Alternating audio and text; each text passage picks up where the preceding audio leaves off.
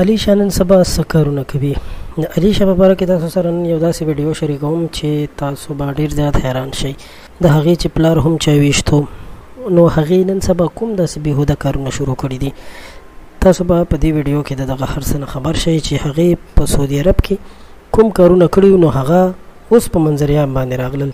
قدرمنو که تاسو ته معلومه وي، هغه سعودي عرب ته څه موده وړاندې تللې وه او دوی په دې نیت باندې تللي وو چې هلته شوګانې وکړي، پروګرامونه وکړي، پیسې وګټي.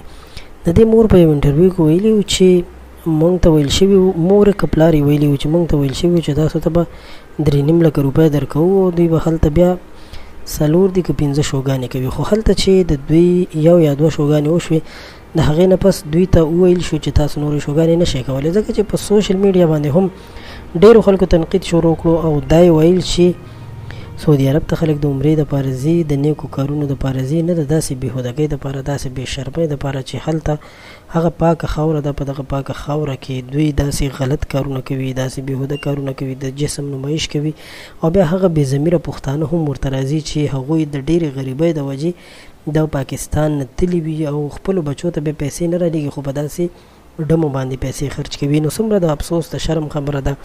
په داسې خلکو کې غیرت هم نه راځي. دوی په چم ګاونډ کې به ډېر زیات غریبانان وي، د دوی خویندې، د دوی د کور خلک به هم دوی ته په دې اسره باندې ناست وي چې دوی به پیسې راولېږي او موږ به بیا دغه پیسې مصرف کړو یا وبه یې لګوو او ځان ته به پرې خپل سامانونه برابر کړو. نو دوی ته پکار دی چې د دې بې شرمۍ په ځای باندې خپلې کورنۍ ته پیسې راولېږي، نو هر څه سیسټم به یې ټیک شي.